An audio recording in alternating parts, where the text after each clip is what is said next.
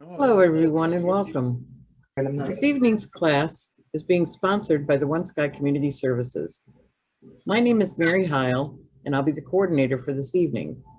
This evening's class is Retiring for Three, a Family Affair. Our presenter this evening is Mary Ann Ehlert, President and founder of Protected Tomorrows. Before we begin, there are a few housekeeping items I'd like to review. Video. We ask that everyone keep your video and microphones off for the duration of the presentation. Put the video on. Access to this presentation will be locked 5 minutes into it, and you will not be able to reconnect if you're disconnected. The class is being recorded, and you will be able to view it once it has been placed on our website. I'd like to bring the attention to the bottom of your Zoom window. If you have questions during the class, click on the chat balloon and enter your questions in the dialog box. It's located in the lower right corner of the screen, and press enter. We'll answer as many questions as possible at the end of the presentation. And now I'd like to introduce Audrey Gerken, Legislative Liaison for One Sky Community Services. Hi, good evening, everyone. Thank you so much for coming. I personally had attended this conference a couple years ago and thought it was fantastic. And so I'm excited to bring this particular one to One Sky families tonight. Mary Ann is very passionate about what she does. She originally has been working in the banking industry and knows a lot about finances. She then turned and became the president and founder of Protected Tomorrows, knowing that families that work with people with disabilities and their loved ones were struggling for some real solid answers for what the best way to plan for their future financially. So the most important thing to know about Mary Ann too is that she is a mother, sister, and a daughter for her loved ones with disabilities, which really puts a lot of heart and passion into her work. And you can see that she really knows what we're looking for in the details of planning for our futures. So thank you, Mary. Okay, well, here we go. We are going to talk about details. We are going to get into a lot of details today. So it's Retiring for Three workshop. Why do we call it that? Well, basically, it's us, right? And we are going to be it for our child for the rest of their life. So what I mean by it is I have a son with a disability. And he lives on his own. He's living residentially in a setting he has his own apartment with some supports. And I'm there for him if he needs something. But when I retire, he'll still need something. So I'll still need to make sure that if he needs something, I'm there. And even when I'm gone, I have to make sure that he's okay. So we have to be thinking about that. And so that's what we're going to talk about tonight. Okay. So why do I do this? You heard that I'm a sister. That's my sister, Marcia. She was 4 years younger than me. And if you were at our last session, you probably heard my story about her. But she was pretty important to me. And when I was very young, when I was 6, my parents told me that she had cerebral palsy and that I would be her champion for the rest of her life. And I didn't quite know what that meant. But as time went on, I knew it meant caregiver, protector, and friend. So as she got older, I became the one who made sure she had fun. I was the one who took her places, and she had a twin. Her twin had some difficulties reconciling her life with her twin's life, but it was easier for me. I was the oldest girl. I had 2 older brothers. We had a couple of younger sisters. So for me, it was a natural. I was mom's helper in the house, so I got to be mom's helper in another way. And as my parents became less capable, I stepped up and had more responsibilities.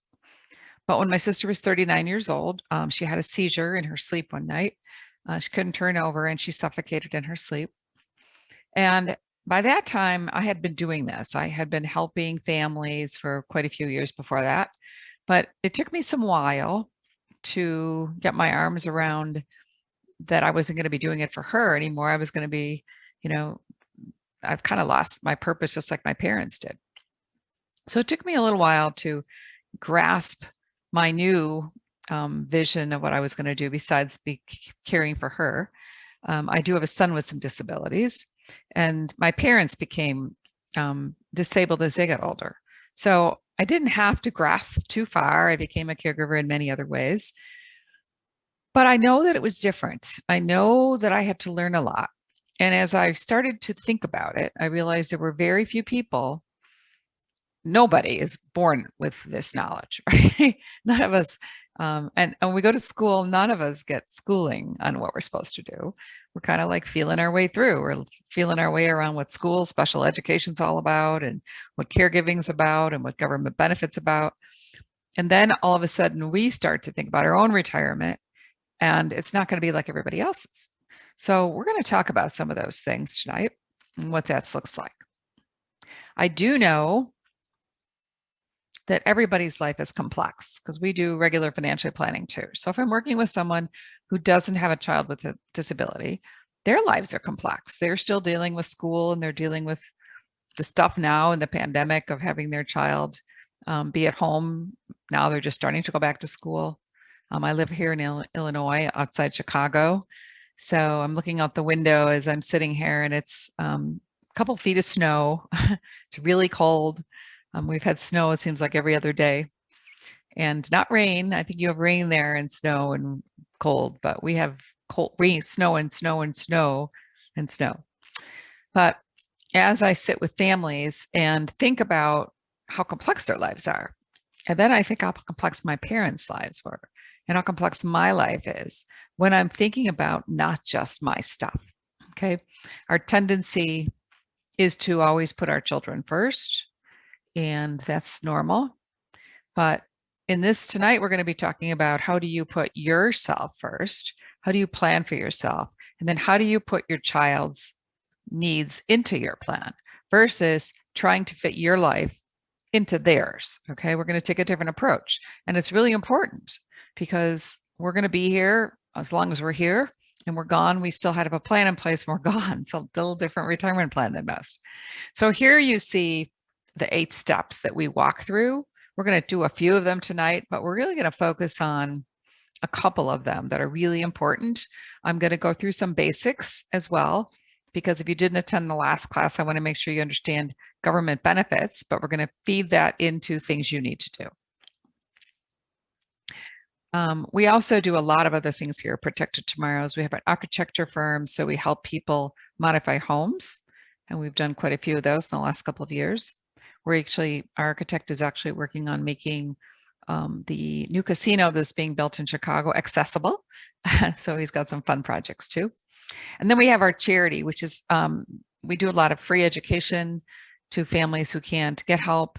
And my fun thing under our charity is Tales for Life.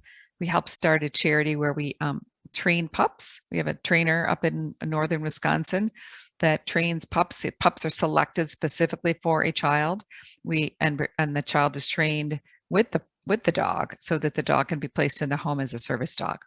And the family works with us to do fundraising for that. So that's my fun thing. I have actually 3 dogs here. So if you hear some barking in the background, sometimes it's one of them. And that's one of them. That's Augie. He has been a service dog, and the person he was going to go with couldn't take him. So he's with me, and we'll be taking him out to teach people what service dogs can do. He's very fun. He doesn't like the snow very much because he's cautious. And so he's been trained to be cautious. So it takes him a while to want to go out and play, but the other 2 are crazy. So Protected Tomorrows is really about making sure that your mission for your child is our mission. Okay. It's basically, we want our children to have a safe and fulfilling life, all of our children. I have 3 boys, one with more disabilities. The other 2 have some issues, but they can make it on their own with some help. But Mark can't. Mark is mentally ill, has OCD, and is blind. So his needs are pretty significant. He will always need support. And even though he says sometimes he won't, maybe he's right. Maybe there'll be cars that drive him and he won't have to need to have someone help him as much, but it's complex. And so we're going to take one thing at a time and help you think about those areas. So there's some tools we're going to use in this class. And all of the tools we have, you will receive. I don't like to give them out during the class, but we're going to go through them with you and how to use them. Then you're going to be able to have access to a recording of this class. And you'll also get a subscription to an online system that will help you do some of this planning. And the tools are within that system. So let's talk about number one, lots of information on our website. So you're going to need to pull up things from the website itself for some of your research that you might have to do pertaining to your specific situation. Also on that website, there's all kinds of other tools and training that you can get if you want to know more about ABLE accounts or different kinds of programs, it'll be there for you. The other tool we're going to use is this community that we have built, and there's a future care planning system within it. So a lot of the things that we have here, and we give you a code, you can use the system for free. There's lots of tools, training, coaching, but the care planning system is one of the tools you will use to be able to do a lot of the calculations and planning that you need to do. One of our goals for this year is to put much of this on an app. So I'll be talking about one or two of the things that we're hoping to put on an app, so that one of them is something you want to probably update regularly, and we hope that we can get that put into an app form for you. So that's the family membership. When you go on, you'll see something like this when you get your code, and you'll be able to go in and do that. Okay. So step one is all about you. And what do you have to do with the planning for your child? What's that about? Aren't we planning for your child? So I know one thing, we're pretty important, because without us, who would do what we do, right? And so if we're that important, we have to replace ourselves at some point with planning and with other people. So that's a really important phase. So let's talk about you. And since we're talking about retirement, I want you to, if you have some paper around, to write down some notes, and then you'll know how to use this when you get the tool. So this sheet on the top is assumed retirement dates, and in the bottom is updated retirement dates. Okay, what does that mean? Because we're talking about retirement here, so you can retire someday. Assumed retirement dates is what we're going to talk about right now. So I'd like you to just take a piece of paper, and as you're sitting there, if you're a couple, answer it as a couple, and dad and mom. I'm going to call you dad and mom. And if you're single, you're either the dad or the mom. Okay. So first question I have for you, is dad still working? Yes or no? And if he is, what age will he retire? And if he is not working, what age is he now? Okay. So if you're the dad, answer that. Mom, are you still working? Yes or no? If you're not working, what's your age? And if you are still working, what age do you think you're going to retire? Those are pretty important things to know. And you might be saying, I don't know, we think we're going to work forever. Pick your goal, okay? This class is going to help you figure out not maybe retirement, but maybe other things that are going to be important that surround that, okay? Who is providing the health insurance for your child if you're still working, dad or mom? Or is your child just on Medicare already or on Medicaid? So how is your child getting health insurance? But since this is a retirement for 3, you're probably not retired yet, perhaps. So if your child has health insurance, whose is it? Okay, if it's a group plan. And then the next 2 questions I have, what age do you think dad is planning to take his Social Security? And what age do you think mom will take their Social Security? Okay. So those are the questions you're going to have to think about as we go through this. The other thing I want you to write down, so this next section is going to be homework you're going to have to do. And I knew you wouldn't have this for today, but we're going to teach you how to get it. Under the year where it says age, date of birth, and date of birth. So for dad, under age, put dad's date of birth and write down mom's date of birth. Okay. So what year, if we put some years across the top when you get this sheet, what year will you be 62, 63, 64. We're going to use this as a framework as you go through, and it's a tool that you're going to be able to use to figure a few things out. And it feels a little complicated right now. We'll be filling all of this out later. Okay. But I just want you to have some context about, do you think you're going to retire at 62, 65, 70? What age do you think you'll take Social Security? So if dad is 60 right now, and you think he's going to wait to take a Social Security at 65, put a box over there. And if you think mom's going to take hers at 62, put a box there. Now, a lot of people know that taking Social Security when you're 70, you're going to get a lot more money. So if you think dad's going to take it at 70, you might do that. And mom's going to take it at 67 because that's full retirement age. So the rules about Social Security right now are basically that you can start taking it at 62, but you'll get a reduced amount, significantly reduced. If you're still working, probably your full retirement age is close to 67. It could be 66 in 6 months or 67. Full retirement age is the date at which you can take your Social Security and not have to pay anything back if you're working. Okay. So if you start Social Security at 62 and you're working, you might not get it all, because if you make too much, you have to give some of it back. You get a reduced amount. And the older you get towards 67, the less you have to give back. And when you get to 67, it's called full retirement disability, and then you'll get the most, unless you work longer. If you wait till you're 70, it goes up by 8% every year. So 70 is the highest amount you'll get, except for inflation. Okay, so at 70, let's say at 67, your full retirement out is, I'm going to pick a number, 3,000. And so at 62, you might get 1,800. And at 70, you might get 4,000, 3,800. Okay. So it goes over from 3,000 to 3,800 to 3,600. But if you take it early, you'll get a lot less. All right. Those ages are really important.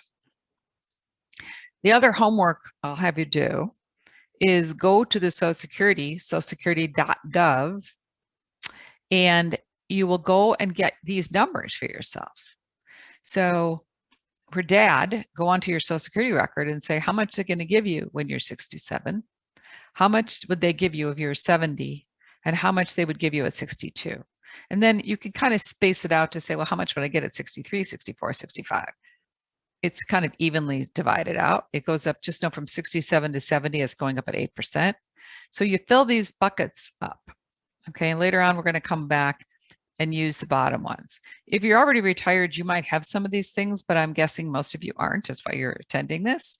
And so I want you to actually go get your Social Security records and fill these out. We'll be using this through the class, but the very first thing you do, if you're going to go online and take the class, you're going to need to have this all filled out, of how much Medicare is going to cost and how much does group insurance work. We're going to come back and I'm going to show you how this works. Okay. All right. Now, if you have questions, I can't see the chat box easily, but Mary can. So I'm going to ask Mary to, if she sees a question come in on the chat box, to stop me. And if you have a question that I'm going to cover later, I will tell you. Otherwise, I will answer your question. We have a small enough group here that I can answer questions through the class, because we're going to go an hour and a half and then another half hour for questions after. But if you have a question, I'd rather have you ask it now if it's not going to be a long answer. All right. Okay. So I just gave you some stuff you should kind of know. If you work with a retirement planner of some type, let's say you have some kind of advisor that you work with, a lot of these things they should have worked through with you, not when you're going to take it, but at least how much. You should probably have this information, because then they're doing a financial plan for you.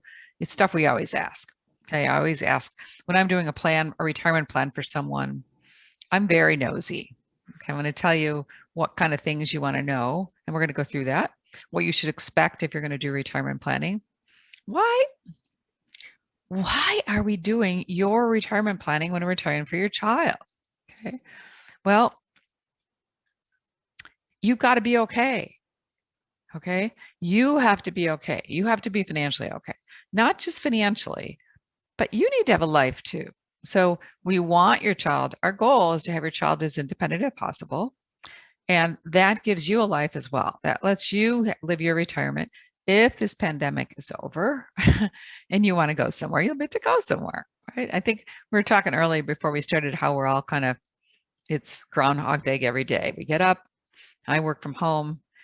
We go to the office maybe once every 2 weeks to get something, but it feels over and over. And many of us who you might be retired or planning to retire, it's feeling like I retired for this. But you need to plan, and you need to plan for yourself first, because we want you. I'll tell you, where do I come up with some of this? Is I have watched, I've been doing this for this is our 31st year. And I have watched people come in and they're older and they've been retired and they have set a part of their retirement money aside specifically because they said we can't spend it. I say, why can't you spend that bucket of money? Because they has to be there when we die. It has to go into the trust for our child when we die. So that's not a goal that I have for you, that you can't spend your money. We save for retirement so we can spend it. We just want to plan it in a way that there'll be something left or that we fund it in another way. So that's important.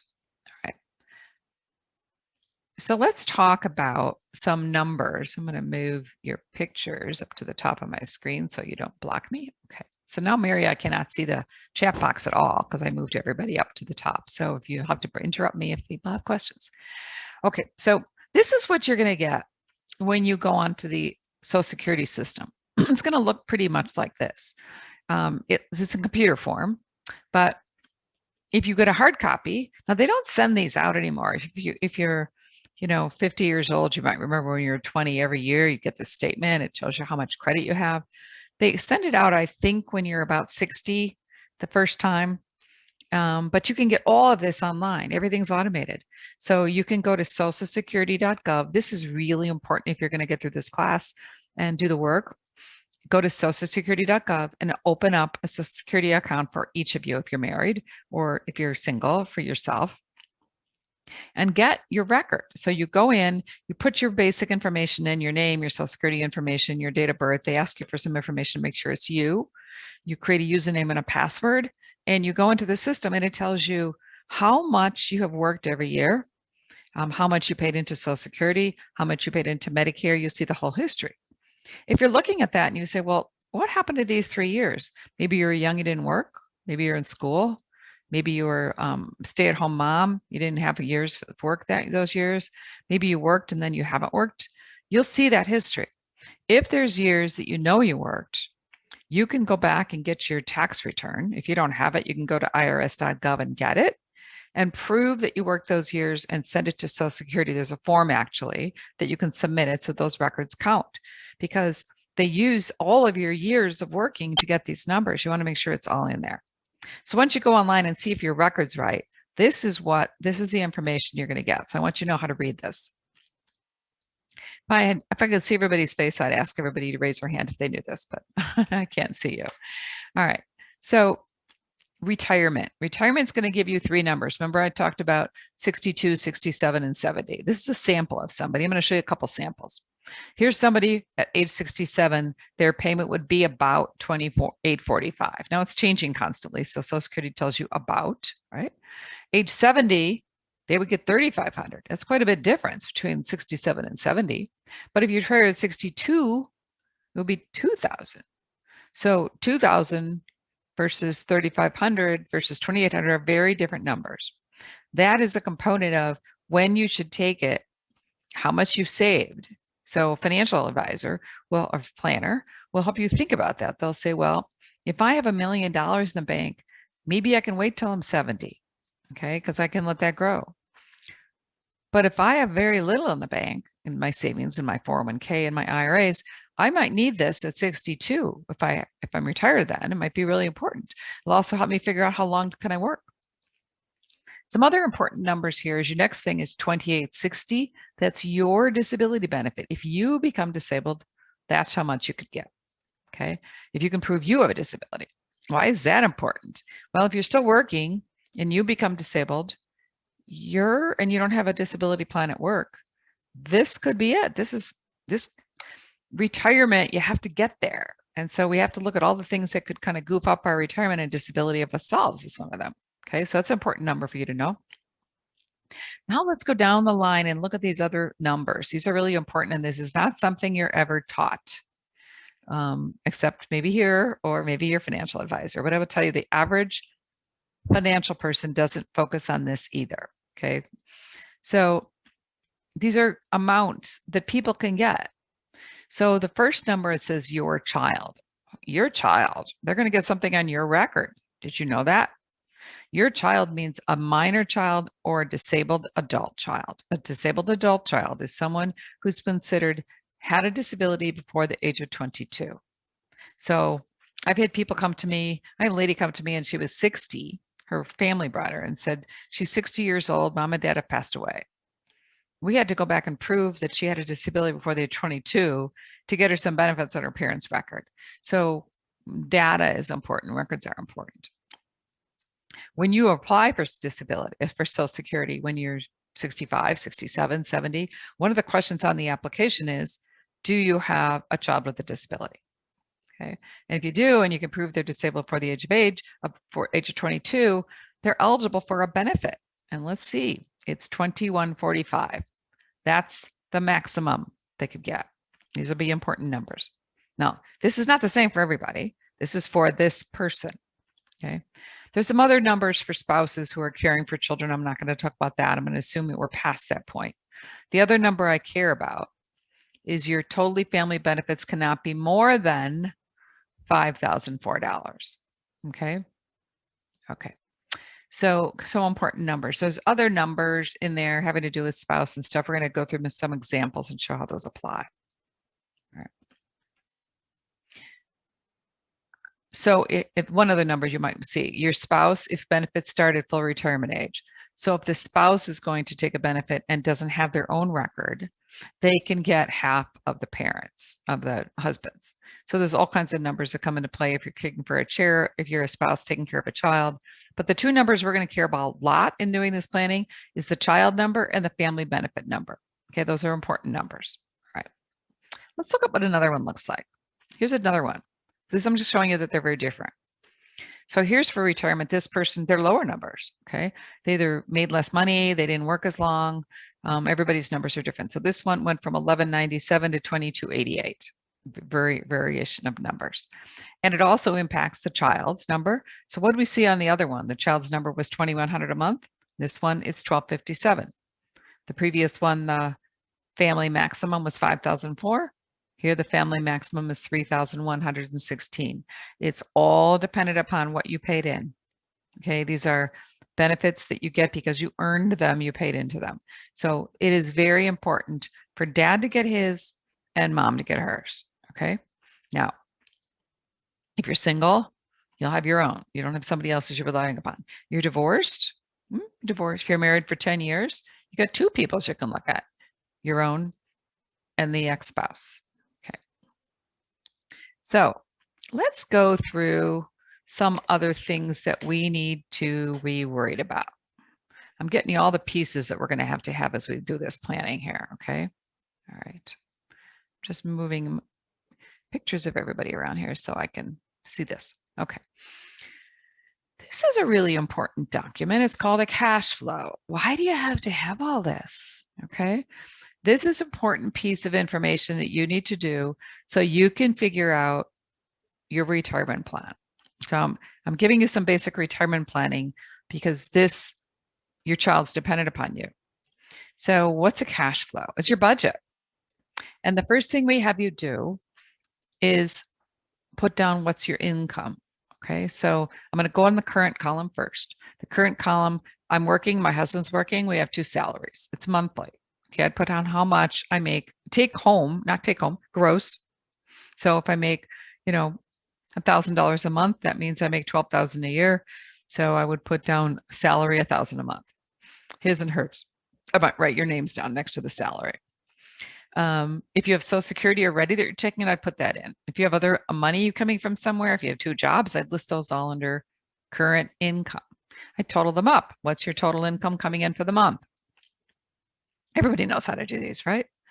But I'm going to go through them. We break out the categories between housing, utilities, transportation, car expenses, all your insurance bills, house, car, life insurance, medical insurance, entertainment. Don't forget going out, vacations, education. That money's been probably stockpiling somewhere this year in 2020. Lifestyle. So up to entertainment, you know these numbers. You can go to your bills. You can say, what did I pay for my mortgage payment? Now, don't include, when you say mortgage payment, don't include your real estate taxes and your insurance. I want it broken out. Because if you ever get your house paid off, that will go away, but the insurance bills won't, the real estate tax won't. Okay. Lifestyle expenses. So we know our house expenses. We can find our utility bills. We can find out our car payment and our gas bills, and we know our insurance bills. Those you can find. It's the rest of the stuff that you're kind of guessing. And I say then the first time, guess. You will get really smart at this after a while because you start to pay attention. This could be, you know, I have clients do this and then 5 years later, they don't really have to do it so much anymore. They know what their numbers are, but I like to have them think about it. So food, what do you spend on food and what do you spend on haircuts? And don't forget your puppies. What do you spend on puppy bills? Subscriptions to magazines, gifts, maids, cleaning people, cleaners, clothing, credit cards. When we say credit cards here, it's what you pay towards outstanding bills. Don't double count something. So if you charge your food, it should go under food, not under credit cards. Okay, we want everything in a category if we can. The only time you'd have something in credit cards is if you have an outstanding bill that you're trying to catch up and get it paid off. Business expenses. See that one number there? It says PWD Future Care.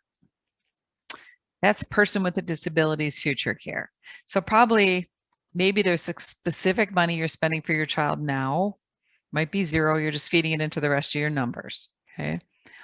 And fees. So we got all the numbers and then we have, what do we save? It's part of our cash flow. You have money you put in your 401k and your I, what's savings? Emergency fund, Christmas fund, what do you got? Then we go to our taxes and we go to our last tax return. We say, what did I have to pay last year? Divided by 12, and that's our federal tax, our state tax. And then you can go to your paycheck and see how much you paid into Medicare and Social Security. Add them all up. That's what you need to live on now. Okay. It's work, but I will tell you when you get it done, it's God, I got that. I know what it is. How important is this? People who do this are successful. People who don't do it aren't always successful. I've had people come to me with a lot of money, say, I know what I spend. And then in their retirement, they start to run short. Why? Because they don't know what they spend. You need to do this exercise. This is the first step you do. Now, why is this so important? So let's go to the next column. You're working. While you're working, I call you the golden goose. You're the producer of all the money when you work. Okay. When you retire, who's the golden goose? Social Security, your retirement savings, that's the golden geese in your pension. All right. So we can list on the right-hand column how much we think we're going to get from Social Security based on when we're going to retire. And that might change based on as we get through this class. You might get pensions. So we might list, you know, if you're a teacher, you get a pension when you're a certain age, put your pension down. I would write above that retirement what age you think you're planning for here. So you can say, I'm retiring when I'm 65. I know what my pension is at 65. I know what my Social Security is at 65. Write those down. And then what do you put in the right-hand column? It probably looks very similar to the one on the left, unless your house will be paid off. You might not have a mortgage payment. You'll still have utilities bills, and do not think future dollars. This is impossible to think in future dollars. I can't think, you know, what did a candy bar cost when I was 10 and what does it cost when I'm 60? You can't. All I know is what today is. So even in retirement, I think about today's dollars. And when you put this into a computer system, it'll calculate out with inflation for you. Okay. All right. So I go down here, housing expenses. I'm going to pretty much close to where they are. I don't put in big bills. I'm going to keep big bills separate. Like I got a big wedding to pay for. I got a new roof to do this year. Those I keep separate. These are the regular bills. Utilities will look the same. Car payment. You may not have a car payment you think in retirement, but the reality is you need to save for a car. all the time. Even if you're not putting it away into a separate account, you need to be putting money aside. So I always say put at least $300 a month in that car bucket. Maybe gas you're not driving to work, it'll be less. It's probably a lot less this year, right? I got in my car around June. I don't think I'd driven my car that whole beginning of this pandemic. And I was like, did I remember how to drive? It was my car didn't even like it. It was chugging along. Okay, insurance bills. You'll still have house insurance and car insurance. You might not have the same amount of life insurance as you get older. Your medical insurance will become Medicare, so you have bills in that category. And you might have long-term care insurance. Long-term care insurance is the insurance that pays nursing home expenses and care at home. And it's one of the things, if we have a child with a disability, that we should have, if possible, if we can afford it. Why? Because our goal is to live very comfortably all of our life, to do what we want, to take care of our child, and when we die, have enough to leave for them. What could disrupt that? That's what I'm always thinking about for families is, so what's going to goof up this perfect plan I have? And the things that can goof up your perfect plan are becoming disabled yourself, or when you get older, needing care. So imagine I just had a man who his mom and his sister live together, and the sister has a disability, and there's a plan in place for her to go live somewhere with some supports, but there was still a pot of money that was needed. And so mom now needs $11,000 a month of care. And it's either going to be paid for by her pot of money, which means her money is going to go down, or a long-term care policy that she had that's going to pay for a big chunk of it. Important, because if she had eaten up her money, how is she going to take care of that person? Okay.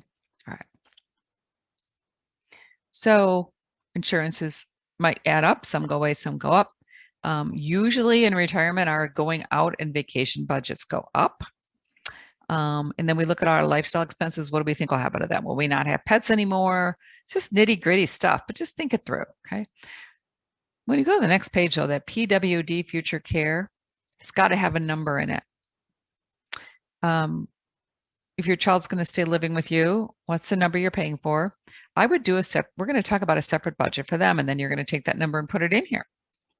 Okay. When they're young, you just kind of pay for their food and pay for things. You've got to separate it in this retirement budget. You've got to say, what is the cost of monthly money that I'm going to have to provide for this child? So my son is living in subsidized housing. He gets some services and he gets his disability check. It is not enough. So if the extraordinary dental care, he is extraordinary. He wants to have some fun money. He needs a lot of transportation expenses. Where does it come from? Me, right? If he needs to go somewhere, either I have to do it to drive him, or he needs money in his Uber account. So I've got to put that in my budget. I can't forget about it. I see people all the time coming into me with a retirement plan that they did, and there's nothing on this line item of, so, well, who's paying for that? They say, well, we are. Well, put it in there. Okay. All right. So we end up with a number in the retirement column is what we have to save, and it's got to have that number in it. But when you first do this, leave it blank and circle it or highlight it, because you don't know what it is yet, right? You don't know what the future care is. We're going to do that next. Okay, a lot of work, but worth it. Worth every minute that you spend on this. Okay, this is the other piece of homework. All these things will be included in the email for you, and then some of them will be tools that you'll be online. And I didn't give it to you before the class, because if you weren't watching me, you'd be writing it down and you'd be behind, and then you'd not be hearing what I'm saying. So what I want you to do is, when you get the homework, pull up the recording that you're going to be able to link to, and sit down with the papers at that time and go through it again. Okay, so everybody knows what the cash flow is, right? Okay. Mary, watch and let me know if anybody's saying, well, I didn't get that. Okay, here's our net worth. What's this? This is what we're worth. It's how we do it. So I'm going to write down on the left side everything I have. So I'm going to write down my home and what it's worth. I'm going to write down all my bank accounts. I'm going to write bank account 1, bank account 2. I'm going to write the value of each account as of today. But I would write up under parents' net worth a date, because it changes. I'm going to write my cars. I have 2 cars. So I'm going to put down the money for each car, what they're worth. And don't include loans yet. This is just the gross amount. So if you have a home and the home is worth 300,000, put 300,000. On the right-hand column is where we're going to put the mortgage balances. Okay. Then I write my investments. Now under investments, you put the accounts that are not retirement accounts. So if you have investment brokerage accounts, if you have annuities, things like that, but they're not retirement accounts, I would fill in account number 1 at Schwab and account number 2 at Fidelity, and I'd put the amount of those accounts. Pick a date and do it. It's not going to vary that much unless you're in the middle of a market crash. So just say I'm going to do this as of February 15th. Okay. Then the retirement accounts, your IRAs, your 401ks, put each account and put the amount. And then your home, if it's not your top main home up on the top, if you have a summer home or you own a home that was inherited from your parents or whatever, list that. And then if you have a business and it's got a value, you put that. Then you total it all up. That's your asset value. Okay. Then we're going to the right side. Now we're going to put who we owe. Okay. So what's our mortgage owed? I like to have people write next to the mortgage what your interest rate is. The reason I like that is because then when interest rates go really low, you can look at it really quick. You don't have to go through the papers and you say, oh, my interest rate's 5%. I could get down to 3. I should refinance it now. Okay. If you have a home equity loan, any car loans. So when I put the car on the left, I'm going to put the car loan that applies to it on the right. I'm going to put any student loans that I'm responsible for. So they could be my child's student loans. So a word about student loans in the world of disability. If your child did go to school and got some loans, if they signed for them, they're responsible. And if they have a disability, those loans could be probably waived. If it's a parent loan that you got for your child, those can't be waived unless there's something going to happen with this Biden administration where some loans are forgiven. All right. Then all the credit cards. Now, all you're putting on here is the credit cards that are outstanding. Credit card number 1, write the interest rate you're paying on it so you're very aware. And now, so we total up all the bills, all the outstanding. So we know what we are worth, and we're going to subtract out what we owe. So if everything you totaled up, all those accounts, your retirement accounts, let's say total $500,000. Okay. They total $500,000. And then on the right side, we've got some bills and they total $200,000. So we got 500,000 minus 200,000. Our net worth is 300,000. So what else should we add to these numbers? So let's go to the next little box on the right called life insurance. So life insurance there's 2 kinds. There's a kind that is just a death benefit, and there's the kind of life insurance that has a cash portion inside of it. So we asked 2 questions. How much is the total of death benefit you have, and how much cash value do those policies? So the cash is added to your net worth, but the death benefit is only added to when you die, right? So add up the totals of all your life insurance, of how much is term and how much is permanent, how much cash value do you have, how much death benefit you have. And then also, just for information's sake, write down if you have long-term care insurance and the monthly benefit you have. So if it's going to pay $3,000 a month if you become disabled and need care, write that down. Why is that important? I had a man call me the other day about his dad. He called me Saturday. And he says, my dad needs care. He's worried about his child. Okay. His brother. He's worried about his brother. And his dad needs care. He got diagnosed with lateral sclerosis. And he says, Dad won't accept any help. And I don't know if he has long-term care. When we didn't know. And he had to go through all kinds of records, found a bill from a company. We called the company and found out what his dad had. And it was a great program. And he was able to help his dad provide for his care because he was really worried about preserving the assets for his brother. Okay. So what else do we do this besides ourselves? We do it for the family who we're leaving behind. Not necessarily the child with a disability, but maybe the other children or other people who might be taking care of our financial stuff. So it's nice to write that down. Okay. So we can then say, what are my total, it's color coded. You can kind of see what are my assets from the left column. What I owe? So now I have my net worth, but I'm going to add in my total death benefit of my life insurance. And that's the total what you're worth when you die. So if we said it was only 300,000, but I have $1 million of life insurance and I died right now, I'm not worth 300,000, I'm worth 1,300,000.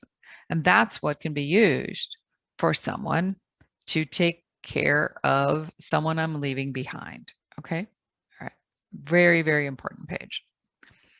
The other thing I like you to look up, so I'm getting you these are all the tools you're going to have. Sorry, it's a lot of work.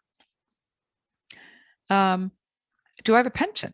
So most pensions, when you retire, they ask you to make a choice. And those choices have to do with how much am I going to get at certain ages? So maybe at 65, I'll get 1,000 a month. But if I wait till I'm 68, I'll get 1,200 a month. But if I take all of it, I could get more if I don't leave anything for my spouse. So maybe I get that 1,000 a month. But if I don't give any of it to my spouse when I die, maybe I'll get 1,500 a month. You get all these options, right? You got to pick one. Check your pension. That's part of your retirement plan to know how much your pension is going to be so you can write it in that retirement column. If you're a couple, you got to take care of each other, right? So you got to make sure you're picking that pension right. But some pensions say after mom and dad pass away, some of that pension will also go to a child with a disability. It has to go to a special needs trust to make it not count against them, but some pensions pay for 3. It's all, again, retirement for 3 means we check everything. Okay, so check that. A lot of state pensions have that, federal pensions. You got to check the fine print. So these pensions tend to change. There's a teacher's retirement system that always said when the parents both pass away, the child gets half. It recently changed. That state is not in great shape. It was a state pension. And they came back and said, the child will only get it if the parents are still claiming that child as a dependent on their tax return.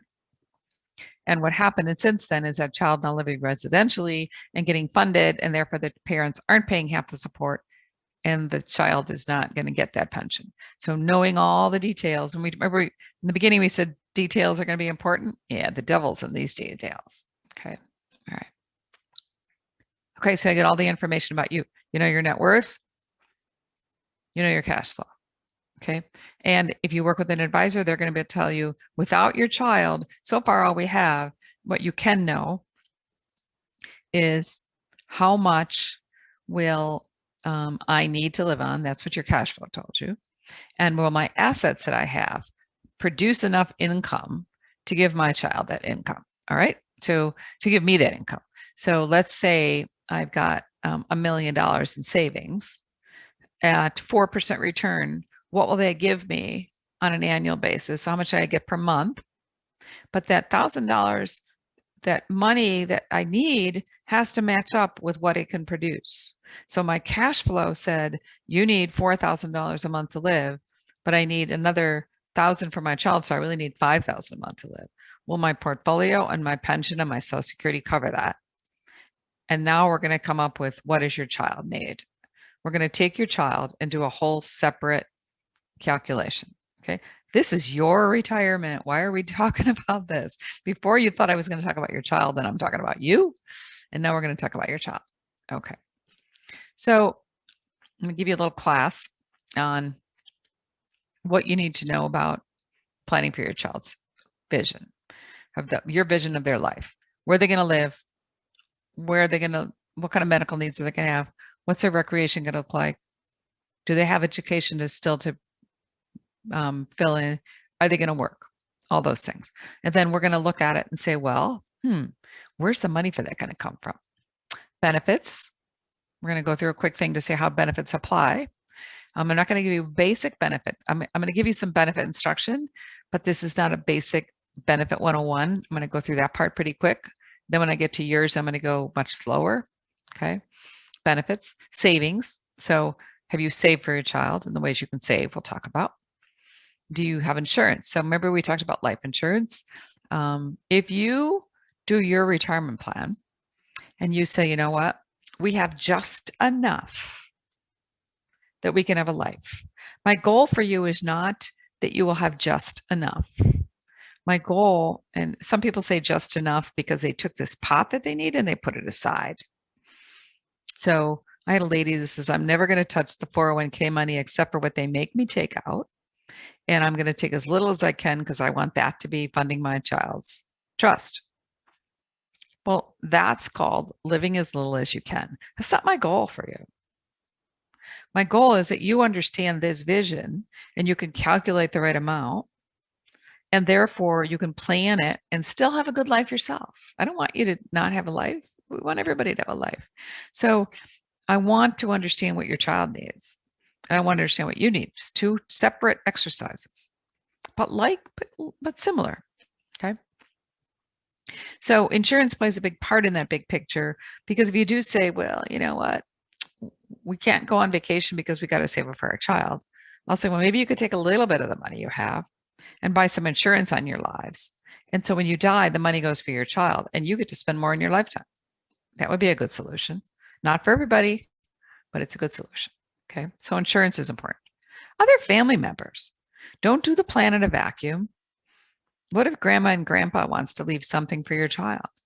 Then you have to leave less. The amount you have to pay is less, right? So we want to know what everybody else might do so we can incorporate it into the plan. So family is important. And your child might work.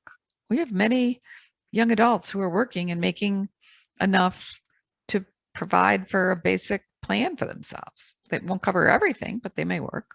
So those are all the pieces we need to know. So how's that all going to work? We're going to do a budget for your child. This is a big picture of it. We're going to next get down and dirty with the details. Income is going to come from, for your child, we're assuming they're out of school, SSI, Medicaid waiver money, other family members and you, and work. So your child's going to have things coming in and they're going to have money going out. Living expenses, medical expenses, recreation, education. Medicaid might pay for some of those medical expenses, maybe not. So just like we did the cash flow sheet for you, now you already know how to do it, but this is not for you. This is for your child. So just like we had those numbers, it's kind of hard to see, but these spreadsheets are all in the online system that you're going to get. There's a spreadsheet that just like this. This is your child's cash flow. So while they're living at home with you, we have a column. And when they're not living with home, you have a column. And then there's a column on the right, you can put your notes. So in the first column, I want you to separate their expenses from yours. What are their housing expenses? What are their medical expenses? What are their recreation expenses? Don't forget this stuff, okay? People say sometimes, well, my child's living in a group home or in a SILA or in supported housing somewhere and everything's paid for. I would venture to say probably not. If you start to think about, is all their fun paid for? If you want to sign them up for a class, is that paid for? Maybe, maybe not. If they're working and you need to subsidize their work, we might need to do that. Or maybe they need a job coach and maybe that's not funded. Taxes, they might have taxes. If they're working, they probably won't have a lot of taxes. But we go to the second column and we say, okay, now their cash flow looks different. You're gone, or they're living at least independently. You might still be around, okay? So what is their need? And this need is they're living on their own with support. And this is the number we're going to use if they're living, when you're alive or dead, they need this money. So we could say, okay, what are their living expenses? Same thing. The left-hand column kind of helps you drive what it's going to look like, but maybe they're living independently now and maybe they got rent and maybe they've got other, more utility expenses they have to pay. They're getting older. Maybe they have more medical expenses. Recreation might change. Maybe they're not in certain programs. Maybe they're not in Special Olympics anymore. Maybe they're doing something else. So we go through that column and we get a total. So this is all we're focusing on this time is the total of expense. Where does that number go? The second column. When we get to the bottom of what they need, that's an annual number. We're going to divide it by 12. And where are we going to put it? Let's go back and say it's going to go on our retirement column under PWD, future care. We're going to take that annual amount. We're going to divide it by 12. And we are the golden goose for our child while we're alive. Okay. So the money is coming from our pot of money as long as we're alive and their retirement money. Okay. So we're going to now do another little calculation. So we did this. This is where the online system is going to come into play. You're going to take these numbers. This worksheet's in the system. You can print it. You can put the numbers on a worksheet. If you struggle with this and you say, I have no idea what it's going to look like.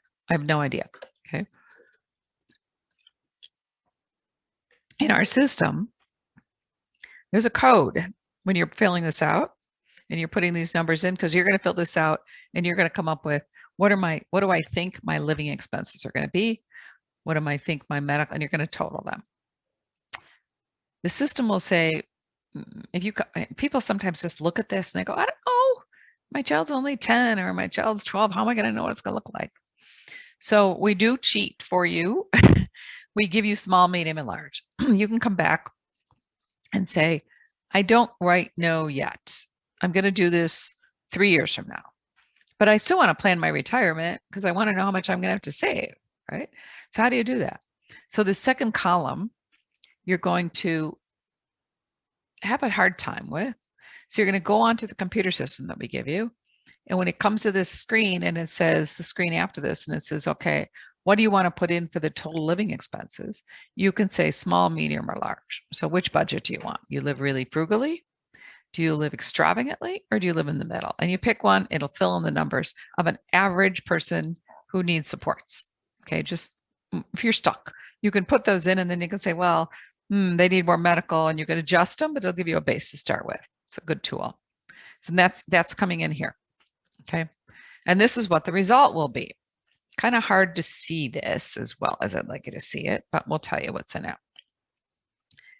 This is the number crunching that we do. So because you told us in the system, this is somebody who had a child who was 16.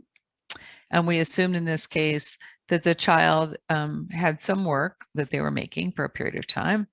And they're living at home until they're 22.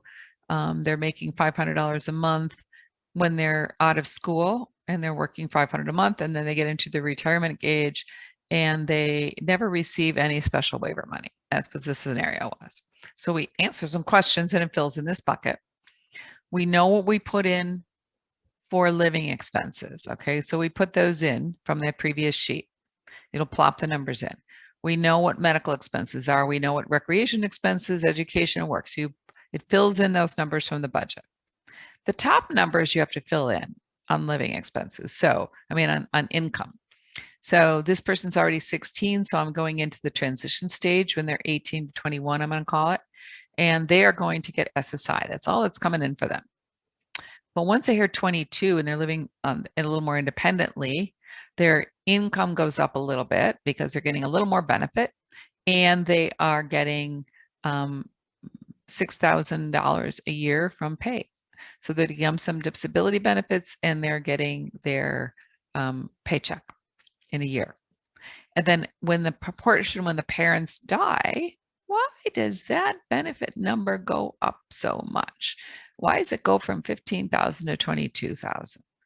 It's because of those Social Security records of yours, which we're going to show you in a minute. Your Social Security is going to impact your child. Okay. All right. So we're going to plump all those expenses in. We're going to put the income in, and this system will calculate out for you what number. We're going to put an inflation rate of 2%. Things go up at 2. You can change that if you want. You're going to put in what kind of return you think you're going to get if you save this money on a monthly basis. And so basically that says for the period of time that your child, right now, if you're going to put some money away, it would be $400,000 you'd have to put away to support your child. But from the time they're 63 to 85, you would need, I'm going to tell you, it's a far number. It's about $4 million. Now that sounds like a big chunk of money, but we all would be a big chunk of money if we looked at our money in the future. Look at it, it's 400,000. Invested with inflation is a much bigger number, but it helps us come back. There's a lot of ways, and there's a video with this that will tell you how much do you need to put in your child's budget for when you're gone. So this is the calculation of how much do I need to save so that my child can be funded. Now, the saving doesn't mean you're going to save it separately. What it does mean is it has to be left to your estate, or it has to be your estate plus life insurance. So in this particular scenario, it said that the family would have to leave in today's dollars. If the child were to pass away when the parents were older, It's about a little over $2.5 million is what has to be left. Is your state going to be that big with life insurance and everything? Maybe. If you can't do it, maybe it's a component of $500,000 of life insurance and some money. You might come back up and say, well, you know what, maybe they're going to make more. You can play around with the numbers and get a number. That was just an example of how it works. But this is the result of that calculation in the system. Okay, so who else is going to help us then fund that? So let's make sure you understand this piece. Because if I go back here, if I don't get those government monies, I'm not getting any special waiver money here. All I was getting was my child's benefits when my parents pass away. If I was always also getting some waiver money, that number of the 2,500,000 needed would be a much smaller number, because if waiver money was paying $50,000 a year for the child, it's a whole different ballgame. That's why Medicaid is so important. Okay. All right. And if you're rich, you got $6 million in the bank, you're not as concerned as I might be, who has to fund my child. And I don't think I have all kinds of money laying around that I can take care of my son, right? Okay. So we've gone through this before in a previous class, but I'm going to go through it quickly. So then we'll get into how it applies to your child when you retire. So you understand benefits, how they work. And this is really important here. When I talk about those benefits in the circle on the top, we're going to be talking about benefits that you bought. Okay. You paid for them. When I talk about benefits on the bottom, you didn't buy them. We need them for our child, but nobody bought them. When I talk about things on the left, it's going to be real money. And when I talk about things on the right, it's going to be talk about services, job coaching, healthcare, and services for residential support. So when my child, if I would become disabled, I paid into it. I'm entitled to Social Security disability. If I can prove that I have a disability and it cannot make $1,310 a month, which is the 2021 number, if I cannot make that substantial gainful activity, I'll get my disability check. And we looked on my Social Security record. It told me how much I would get, right? All right. But let's assume your child hasn't worked enough. But if I become disabled and get that disability, this is really important. If I get my disability 2 years after it, look what else I get, Medicare. Medicare is a good medical program, okay? All right. But for my son, who hasn't worked and has no work record, he's eligible to get SSI. Now, when he's 18, he was able to get that. Before 18, he couldn't because my assets and income counted. This program is needs-based, so there's rules. The only things my son can have and can get that is a house, a car, a prepaid funeral, $2,000, and an ABLE account, which we'll discuss. And he can only make $1,310 a month. And if he makes more than that, he won't be considered disabled and he won't get this check at all. So I have to make sure when my son turns 18 that he follows those rules, that I didn't put too much money in his account, including savings bonds and things like that. I got to make sure he keep his accounts below 2,000 so he can get that SSI benefit and his Medicaid benefit. Now his Medicaid, again, the SSI, how much is that? Right now, the main amount is $794. Some states have some little subsidies on it, but the federal amount of SSI is $794 a month. And there's some people get less. If your child's living at home and you don't tell them that your child's paying room and board, you might get less. But let's assume your child's getting the full amount and they're getting Medicaid, and Medicaid might be paying their health care. Now, there's lots of rules in lots of states and lots of employers who have rules that say if your child's on your health insurance, so let's talk about this because this is another key component.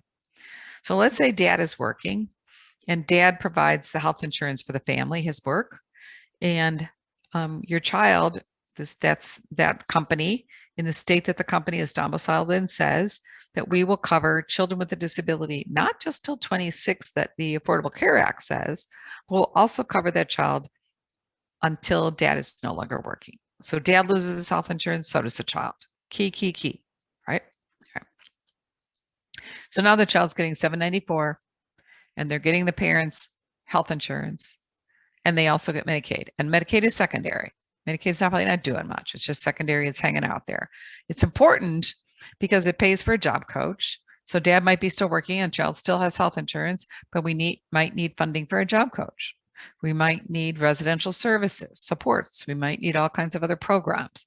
So Medicaid will be paying those things, might be paying the mom can get, if the child's staying at home and the child reaches a certain age, they come out of school. And we were talking earlier that they can get some home-based support where the mom is the personal support worker. That's coming from the Medicaid bucket. And so when the mom is getting the funding to be the caregiver at home, that money is coming from the Medicaid bucket. If the child doesn't have Medicaid approval, mom's not getting that money. Okay. All right. Now there's different states have different buckets of dollars. It is really imperative. Do you understand what your state will do, when it will do it, and what the rules are? So let's assume, we're going to go through a scenario now. The dad is their retirement. We're right upon our retirement and what matters. So here we are. I'm going to use a really simple case so that it becomes really clear what happens. Here's dad's Social Security of $2,600 a month. Mom didn't work. Okay. The child's maximum is $1,800, and the family benefits are $4,400. That just happens the dynamics of this family. All right. The maximum the child can get is 18. All right. So let's look at how this plays out. Remember these numbers. This is a parent. The child's 18, and the child's getting their $794 a month. We did the application right. Child's getting $794 in the Medicaid. Things start to change. Dad retires. Dad goes to Social Security, and he says, I want to retire. And so let's go back and look at what dad got. Dad got $2,600. Mom never worked. So what the rules of Social Security are is you get your own or half of your spouse's, whichever is greater. So mom never had her zero. I'm going to use a really simple example here. Mom's was zero. So mom can get $1,300, which is half of dad. So now they're paying $2,600 for dad and $1,300 for mom. And how much is left of the $4,400, which is the maximum they pay on record, is $500. Okay. Now, if mom had her own work record and hers was, she could only get $200 and she could get up to $1,300 on dad's, they wouldn't get the $1,300 on dad's because mom had her own of $200. So they'd give mom her $200 and they'd bring her up to $1,300. But of that $1,300, $200 belonged to her. So we're using $200 less of the family maximum, and therefore the child wouldn't get the $500, but would get $700. So that's why you need both records. Even if one's is higher than the other, I want to see how much mom can get. Okay, so let's go back to where we were. So when dad retired, they gave him $2,600, they gave mom $1,300. And look what happened to the child's benefits. They gave the child $500 from Social Security. This is what you're going to care about here. It's not about the more money, okay? And the child's still getting SSI of $294 because SSI is there to bring you up to $794. But they're only getting $500 from Social Security, so you keep some SSI. So you still got to keep those rules of how much money the child can have. Now, everybody got that? What happens 2 years after the child becomes eligible for the Social Security on the parent's record? Is they be going to the Medicare system automatically. So Medicare then becomes the child's health insurance and Medicaid becomes secondary. Now, dad retired. Is that Medicare important? Yes. Now, if we go back to this time when the dad retired, dad quit and he's getting his Social Security, right? When he quits, what happened to his health insurance? It's gone, right?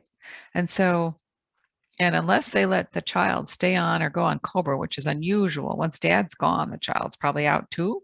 Depends upon the company, but typically the child has no more health insurance. And at this point, the child would only have Medicaid. 2 years later, they go into the Medicare system and they have Medicare and Medicaid, okay? For 2 years, the child only had Medicaid for a health plan. This is what we worry about. Let me just keep going and show you what else happens. I'm going to come back and talk about that. Okay, so 2 years, the child's still getting their $794. When the parents pass away, the child's then eligible for the full amount of the SSA. So the Social Security, or we call it DAC, Disabled Adult Child Benefit, it is equal to when the parents retire up to half of the highest parent's age 67 benefit. Even if the parent retires sooner, it's half of the age 67 benefit. And when the parents die, it's 2/3 of the parents' age 67 benefit. Okay. All right. So all these numbers, you'll hear this again. So here's your circle. How are we going to fill it in? How are we going to fill it in, and what becomes really important to us? So if we go back to, I'm going to just talk about this briefly, but I'm going to go up a little bit and talk about one thing. We're going to come back. So remember, we guessed when you thought you might retire. So now let's go and say, let's update those guesses. And let's go through a scenario that dad wants to retire. And let's say mom has a work record of something, right? And typically both parents have something. Let's say dad's is much higher and mom only got that $200 benefit. Okay, just 200. So dad wants to retire at 67. He was 67 when he decided to retire. And so therefore, from the time he retires until 2 years later, the child has no health insurance. We don't want that to happen. So we might say to mom, you have some Social Security. Let's take yours, whatever age you are, 2 years before dad retires. So let's say they're the same age.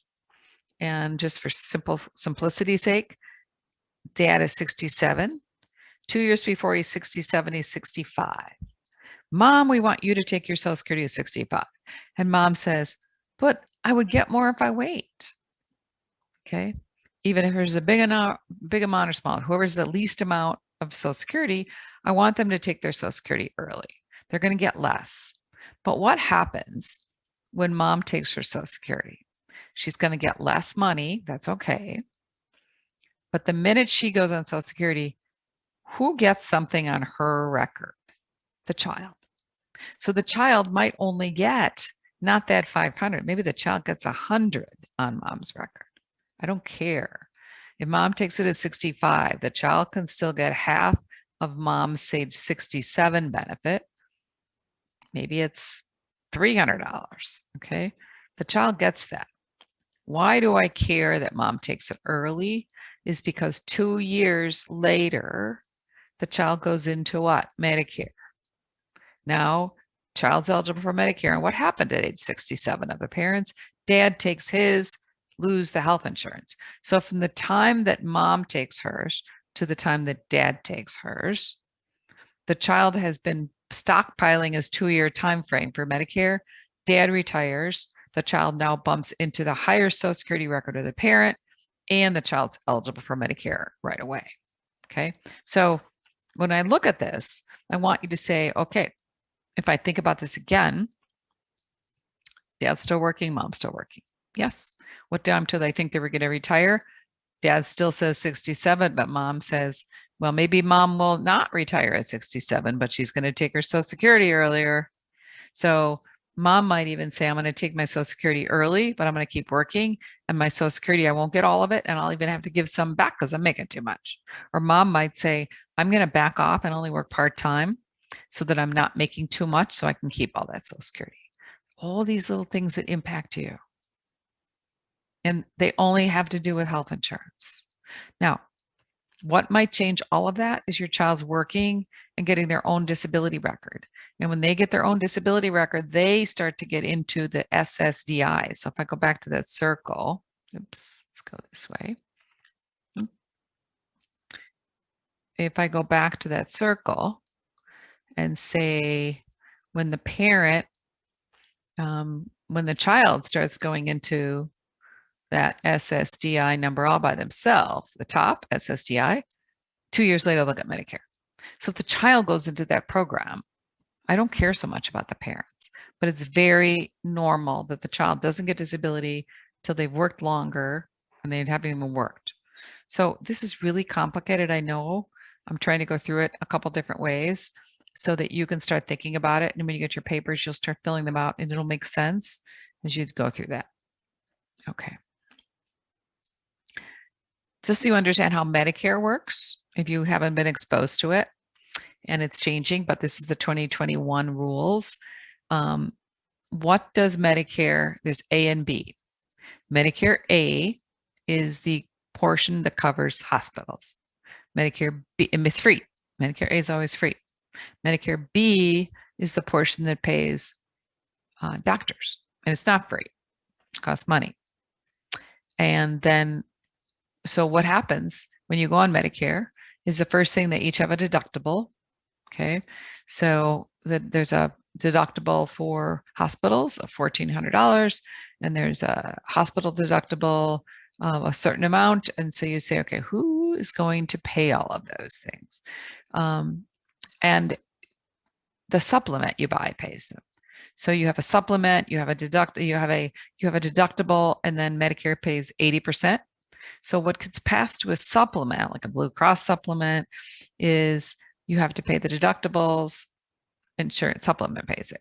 You have to pay the 20% that Medicare doesn't pay, the supplement pays those. So when you retire, you have all these choices to make, get some help. But when your child goes into Medicare, they may be working and have a health insurance plan that can subsidize it. They might need to buy a supplement themselves. Maybe if their doctor takes Medicaid, you might say Medicare and Medicaid is good enough. By the time your child is a certain age, these rules might change because we know that a lot of it might change about Medicare. But this chart will show you what Medicare pays, what a supplement pays, and what you have to pay. Okay, so usually if you have a good plan of F or G, you have very few expenses. For parents, it's a reasonable cost. For a child with a disability, not all states even offer a supplement for a child with a disability under 65, but some do. So it gets even more complicated to understand all of that. These are the kind of things you can get a good health insurance person or a financial person to help you think through. Okay. We probably one day just have a Medicare class because there's so much to it. We only have so much time. Now, the other thing that impacts you in your retirement is when you retire, what you did 2 years before. What? So Medicare D, which is a drug plan, Medicare, the supplement B and drug plan have premiums, and they're pretty reasonable. Okay. So if we look at it and say, well, what is Medicare? A is free, hospital part is free.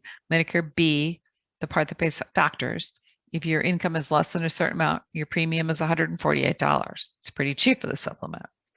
The higher your income goes, if you own a company and you make all kinds of money, if you have income of like over 165,000, your premium could go from 148 to 475. If you're a couple and your income's over 330,000 as a couple, you could pay $475 instead of 148.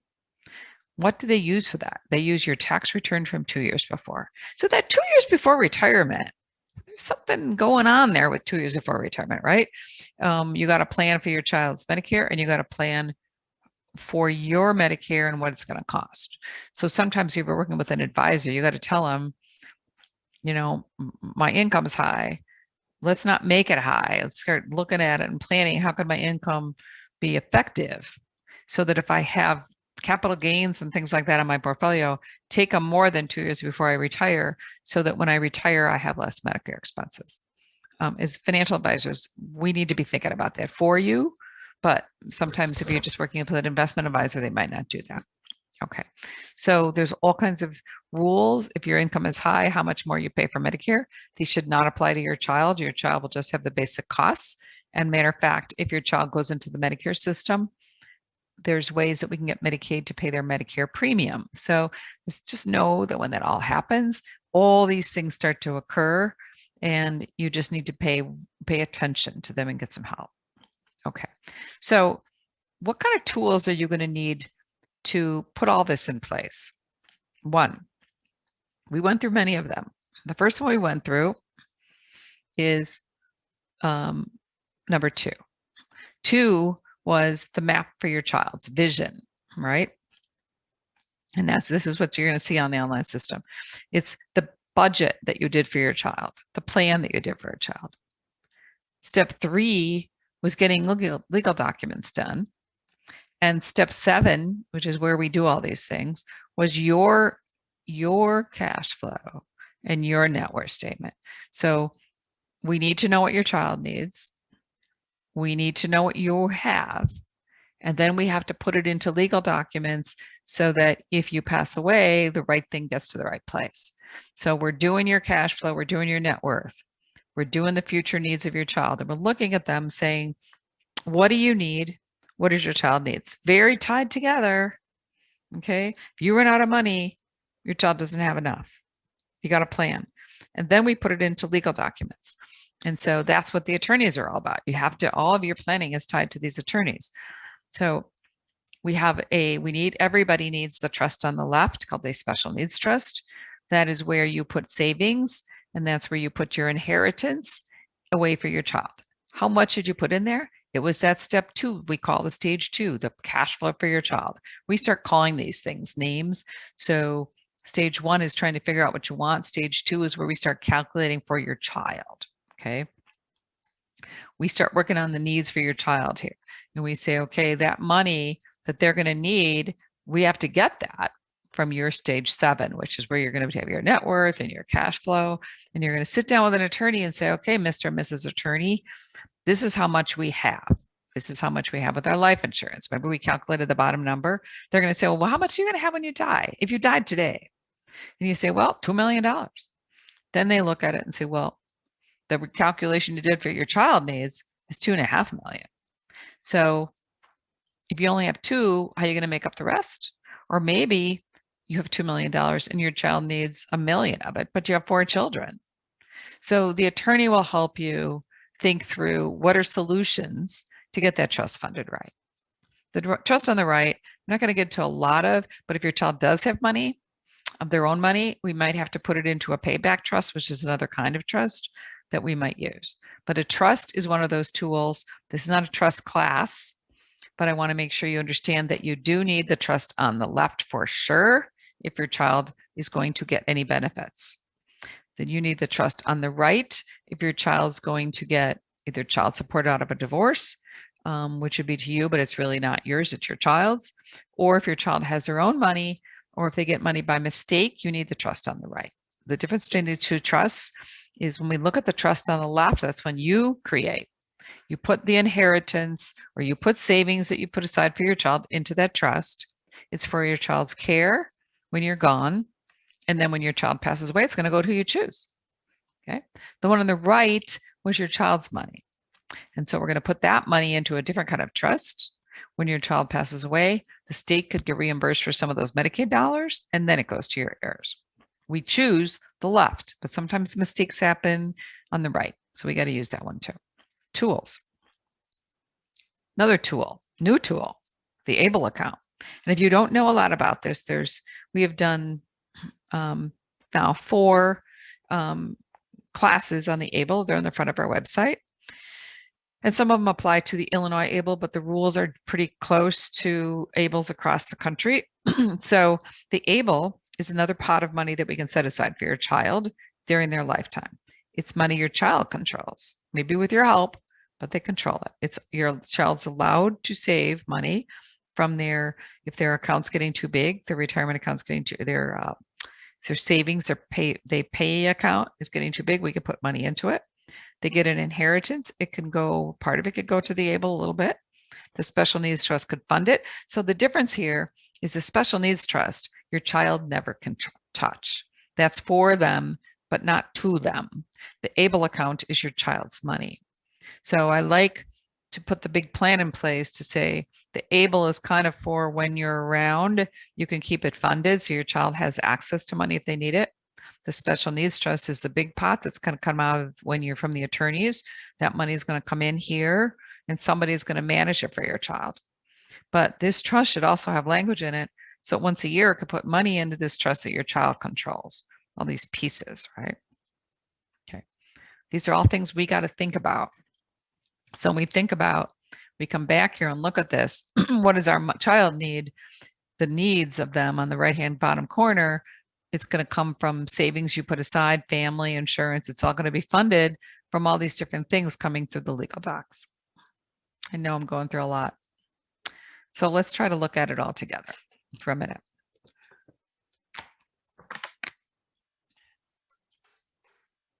The first thing you want to decide is, when do you think you want to retire? Now, stuff happens. Sometimes this is always a really good time to think about it. Why would I say that right when we got through a pandemic? Because life doesn't have a clean path. It has all kinds of forks in the road, and this last year has been a fork in the road.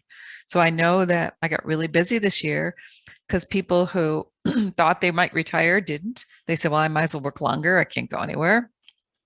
Other people who thought they were going to work longer didn't, because the company said, well, we don't have jobs for you and you're done. And so pick an age when you think you're going to retire in your plan, but your plan is only good for the day you do it. Sorry. But you know what? Most of the time it works out pretty well. So pick when you want to retire.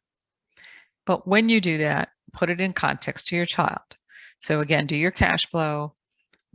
The number one thing you need to know is, what is it going to cost while you're retired to pay for your child? You're not retiring for 2, you're retiring for 3. You have to account for that child's. People retire, they've got these retirement plans, and they come in the office and I look at it and go, well, you told me you had a child with a disability. How are you paying for him? How are you helping him? Oh, we forgot to put that in there. Well, what if it's $1,000 a month, right? It totally changes the picture. So I would say, in the order of things, is do the cash flow for your child. What's it look like? Then take that monthly amount and put it into your retirement plan. So if you're working with a financial planner, you say, I got this other number I got to put in my plan. It's $1,000 a month I need for my son. $2,000 a month, $500 a month, whatever it is.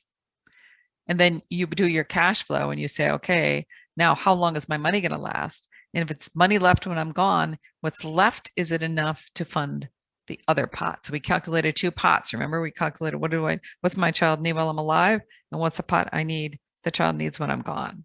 Those 2 numbers get fed into what you're going to do, A, in your retirement, and B, with the attorney. 2 things. There's a lot here, I know. So what do you have to do? What do you have to do? I'd like you to think about a couple of things. I want to answer questions, but I call it a guilt card.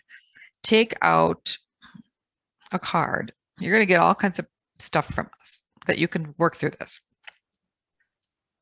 Take out a postcard or write some on a piece of paper, write some things down. What do you have to do? Okay. Is it go see the attorney? Is it get your Social Security statements? I know, is it do your cash flow? Is it do your net worth statement? A lot of pieces, right? The things for your own financial plan will attach to the email that you get as a thank you for coming kind of thing.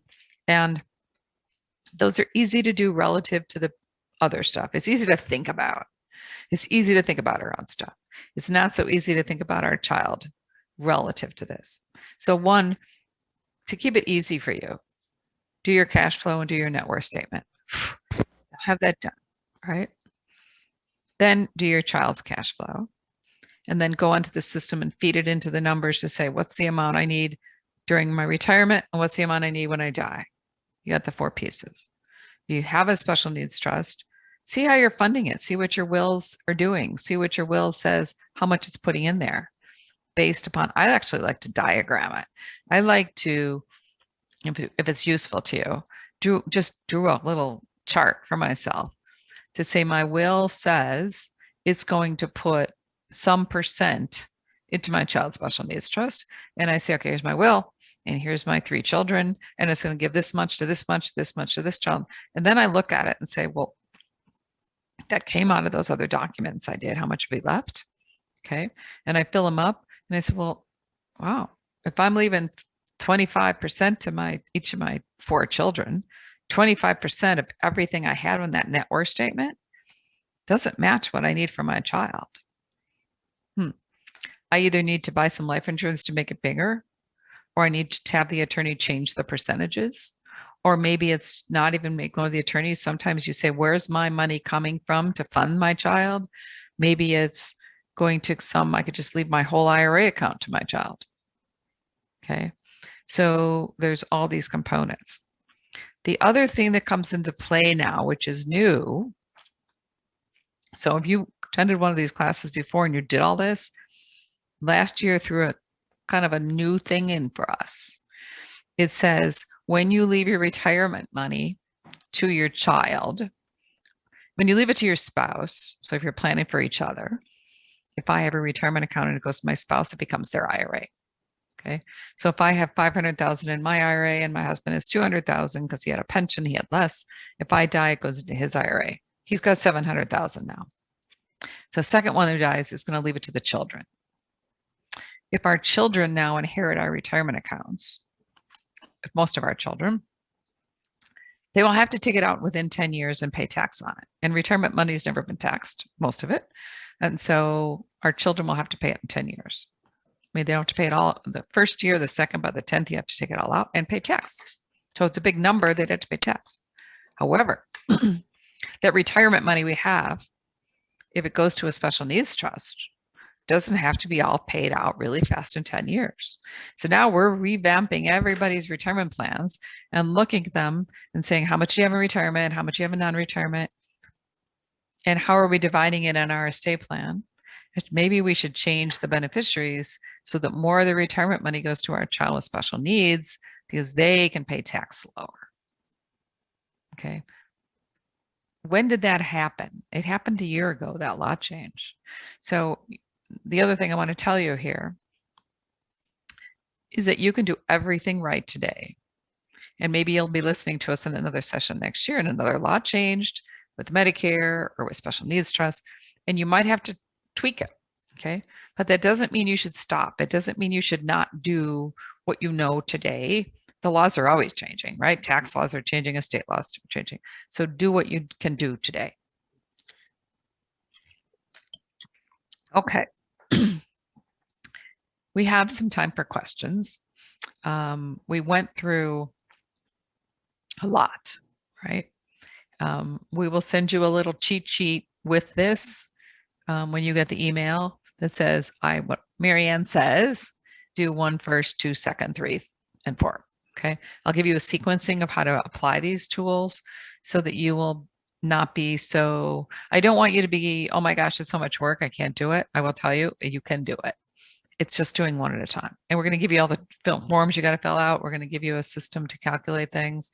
And we're going to give you, we don't have the apps yet, but hopefully we'll have some apps in the future to help you do one of the main things. If you want this whole retirement plan to work and somebody's going to step in to help your child, there's something on that system also where you can create a letter of intent. We call it My Special Life, where you can put on all the things you want, the instructions you want to leave behind. So leaving money alone is not good enough, right? If I leave somebody $500,000 to help my son, but I don't tell him or her who's going to take care of my son that this is how I want you to spend it, and this is what you need to know about him.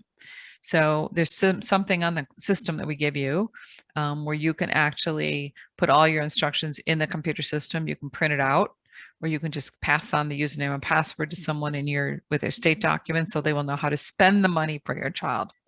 One of my personal goals is to get that little system where you can do it onto an app. So if you're going somewhere and you go, oh, I forgot to put this in, I got to put it in, and it would be in the app.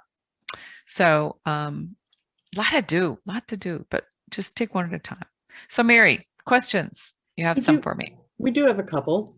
The first one comes from a woman who says she's divorced and she doesn't know what her husband's Social Security is in order to start a claim for either herself or her child. Where does she go? How does she proceed? Well, that's a good question. So this is what I know about the rules of divorce. First of all, I know that typically if you're divorced and you're done with divorce, you don't probably, not always, but you're probably not sharing your information easily. But know this, these are the rules. If you've been married to somebody for 10 years, you are eligible for a benefit on their record, even if they have not applied yet. So if I'm married, I can't get a benefit on my husband's record until he actually applies. Okay, I can only get my own, but I can't get my husband's until he gets his. So, but if I'm divorced, the rules are different. So if you don't know what your husband's ex-husband's benefit is, you can go to Social Security with your marriage certificate and your divorce decree and Social Security number of your ex, those three things. And maybe you have an old tax return with it on. So those, you need Social Security number, you need your marriage certificate, and your divorce decree. You can go into the Social Security office, make an appointment, and say you're doing some planning, and you need to know what Social Security would look like for yourself as well as your child, because your child would be eligible for one of your benefits. And if you want to know, now I try in the divorce arena to have both people come in together or to talk to me together and to provide me, even if they don't want to share it, to provide it to me so I can help crunch those numbers. But if you don't want to work together and you can't, are uncomfortable, Social Security should provide you that information on your ex-spouse. Okay, well, I've got a husband and wife who are married, and they're going to be starting Social Security soon. And they want to know if their child is going to get half of each of theirs since they're entitled to half. No, unfortunately, it would be nice. So what could happen though, is remember we said one spouse took theirs at 62. Remember, your child can get half of your benefit of your age 67. Even if I take mine at 62, my child's eligible for half of my 67 benefit. And when I pass away, 2/3 of it. So if I'm the lower earner and I decide to take mine at 62, my child would get half of my 67 benefit. And then when my husband goes on his, or my ex-spouse goes on his, my child would get half of their age 67 benefit. Even if they apply at 64, they would get half of their higher benefit. Okay. And so if possible, they're only going to get one of either. So you want to coordinate if you're married. And if you can coordinate when you're divorced, better. If you can't, at least you do the best you can. Social Security is pretty good about helping you, but you won't get both. Thank you. If we've established a trust, we've established an ABLE account. So now we've got different places to put our money to save for our child. So where do we start? Do we start with the ABLE account? Do we start with the trust? Okay. So I would start with the ABLE just because it's easy. Okay. Especially if you haven't got a trust yet, I would start with the ABLE.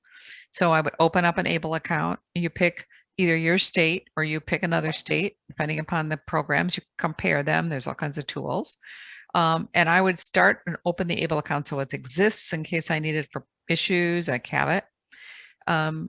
Many people do not fund the special needs trust until they die.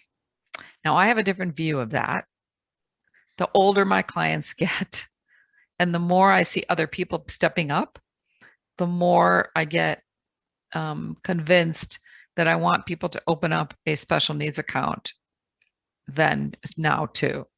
They don't have to put a lot in it, but I like them to do it. Why would I want to do that?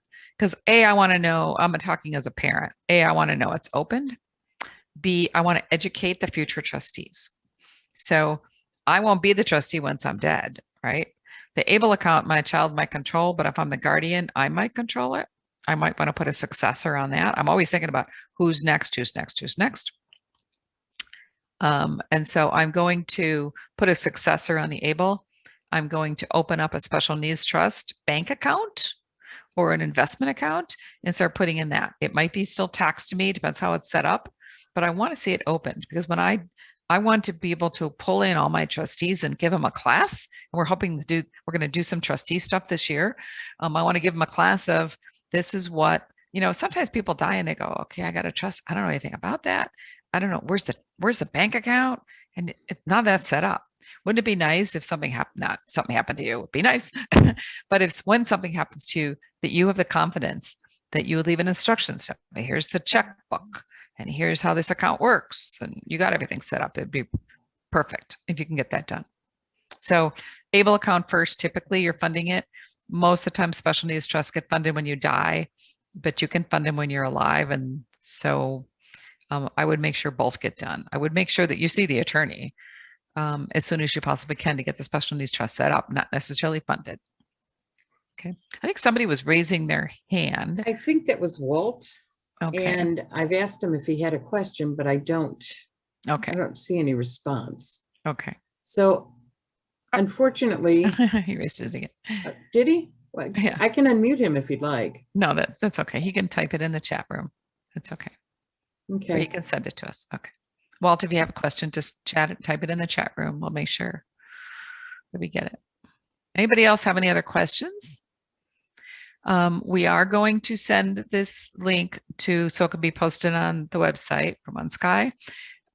We will send you a follow-up email for all the attendees and the ones who are live and the ones who are going to do on registration. They'll get an email with the forms and a code to get into our system to use it for your calculations. Okay. We'd like to thank you for being with us this evening and attending this evening's class. As always, if you have any questions or if you'd like more information, please feel free to contact us at any time. Hope you have a wonderful evening. Good night. Thanks for attending. It was fun. And I look forward to your questions and feedback. Thank you. Thank you.